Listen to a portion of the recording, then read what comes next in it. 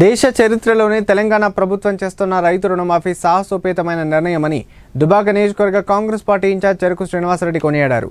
రైతు రుణమాఫీతో తెలంగాణలో నేడు పండగ వాతావరణం నెలకొందని సంతోషం వ్యక్తం చేశారు.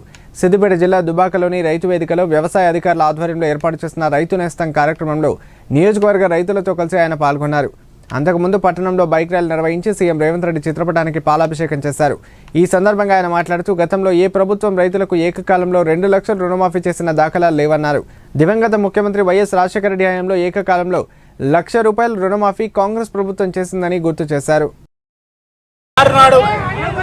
2022 వరంగల్ డిక్లరేషన్లో చెప్పినట్టు ఏకకాలంలో కాంగ్రెస్ పార్టీ అధికారంలోకి రాగానే 2 లక్షల రుణమాఫీ చేస్తామని చెప్పి గతంలో 2004లో రుణమాఫీ ₹1,00,000 చేసిన చరిత్ర ఆనాడు కాంగ్రెస్ పార్టీది.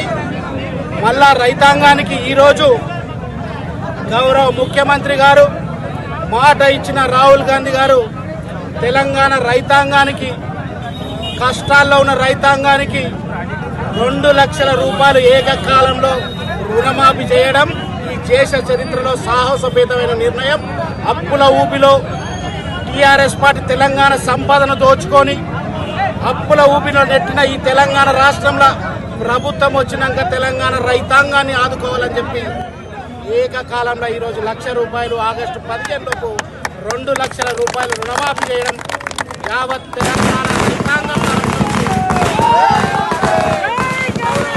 రైతాంగం తరఫు నుంచి గౌరవ ముఖ్యమంత్రి గారికి ప్రతి ఒక్క రైతు చేతులు జోడించి నమస్కరించి మీరు మా పైన చూపిన ప్రేమాభిమానాలకు ఈ రాష్ట్రానికి మీరు కలకాలం ముఖ్యమంత్రిగా ఉండాలని ప్రతి ఒక్క పేద రైతు కోరుకుంటుండు.